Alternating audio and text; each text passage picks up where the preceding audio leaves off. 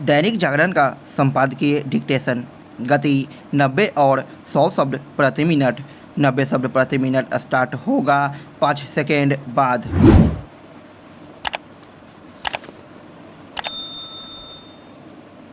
Start. भारतीय प्रधानमंत्री ने G20 शिखर सम्मेलन के सफल और सराहनीय आयोजन के समापन के पहले यह जो प्रस्ताव रखा कि नवंबर के अंत में इस संगठन की एक वर्चुअल बैठक बुलाई जाए, उससे यही स्पष्ट होता है कि वह नई दिल्ली घोषणा पत्र को जमीन पर उतारने के लिए संकल्पबद्ध हैं। उन्होंने इसे यह कहकर स्पष्ट भी किया कि ऐसी किसी बैठक में उन विषयों की समीक्षा होनी चाहिए जिन पर शिखर सम्मेलन में सहमति बनी।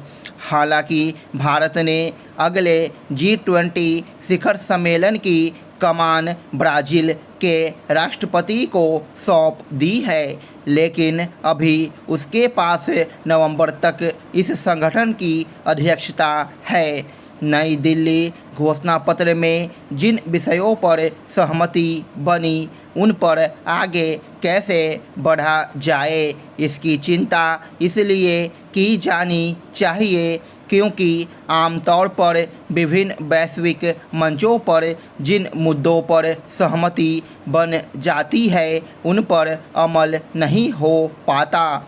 इसकी अनदेखी नहीं की जा सकती कि जलवायु परिवर्तन के दुष्प्रभावों से बचने के उपायों पर आम राय तो बनी, लेकिन उन पर अपेक्षित ढंग से अमल नहीं हो पा रहा है। यह भी किसी से छिपा नहीं कि संयुक्त राष्ट्र में जिन विषयों पर सहमति कायम हो जाती है उन पर भी काम नहीं हो पाता। शायद इसी कारण प्रधानमंत्री नरेंद्र मोदी ने संयुक्त राष्ट्र में सुधार की मांग पर एक बार फिर बल दिया। उन्होंने यह कहने में संकोच नहीं किया कि जो निकाय समय के साथ नहीं बदलते वे अपनी प्रासंगिकता खो देते हैं। भारतीय प्रधानमंत्री ने यह कहकर एक प्रकार से संयुक्त राष्ट्र सुरक्षा परिषद में भारत की दावेदारी भी पेश की कि उसके अस्थायी सदस्यों की संख्या वही है जो इस संस्था के गठन के समय थी। संयुक्त राष्ट्र का गठन 51 देशों के साथ हुआ था। आज उसके सदस्यों की संख्या 200 के करीब पहुंच गई है, लेकिन सुरक्षा परिषद में वही 5 सदस्य हैं। यह अच्छा हुआ कि भारतीय प्रधानमंत्री ने यह रेखांकित किया कि यदि G20 को विश्व के समक्ष उपस्थित चुनौतियों का सफलतापूर्वक सामना करना है तो उसे उन मुद्दों पर काम करना ही होगा जिन पर सभी देशों ने सहमति व्यक्त की है। चूँकि भारत ने विषम परिस्थितियों में G20 के सदस्य देशों के बीच सहमति कायम करने का कठिन माना जाने वाला काम कर दिखाया, इसलिए विश्व में उसकी प्रतिष्ठा भी बढ़ी और दुनिया को यह संदेश भी गया कि विभिन्न अंतर्राष्ट्रीय मामलों में उसका सहयोग लेना आवश्यक हो गया है।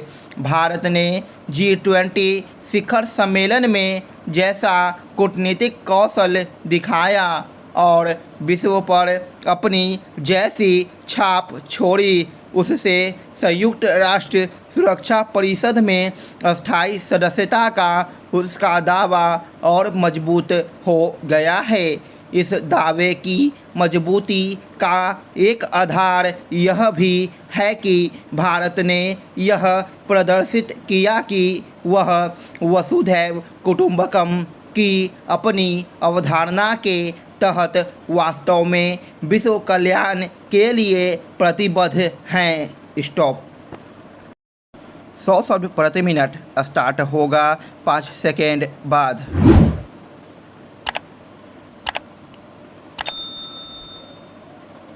स्टार्ट।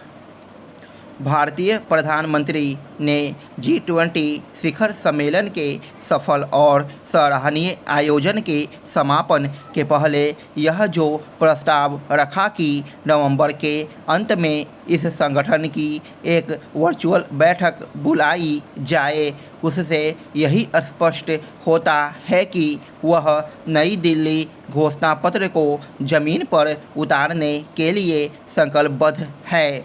उन्होंने इसे यह कहकर स्पष्ट भी किया कि ऐसी किसी बैठक में उन विषयों की समीक्षा होनी चाहिए जिन पर शिखर सम्मेलन में सहमति बनी। हालांकि भारत ने अगले G20 शिखर सम्मेलन की कमान ब्राज़ील के राष्ट्रपति को सौंप दी है, लेकिन अभी उसके पास नवंबर तक इस संगठन की अध्यक्षता है। नई दिल्ली घोषणा पत्र में जिन विषयों पर सहमति बनी उन पर आगे कैसे बढ़ा जाए, इसकी चिंता इसलिए की जानी चाहिए क्योंकि आमतौर पर विभिन्न वैश्विक मंचों पर जिन मुद्दों पर सहमति बन जाती है उन पर अमल नहीं हो पाता। इसकी अनदेखी नहीं की जा सकती कि जलवायु परिवर्तन के दुष्प्रभावों से बचने के उपायों पर आम राय तो बनी, लेकिन उन पर अपेक्षित ढंग से अमल नहीं हो पा रहा है। यह भी किसी से छिपा नहीं कि संयुक्त राष्ट्र में जिन विषयों पर सहमति कायम हो जाती है उन पर भी काम नहीं हो पाता। शायद इसी कारण प्रधानमंत्री नरेंद्र मोदी ने संयुक्त राष्ट्र में सुधार की मांग पर एक बार फिर बल दिया।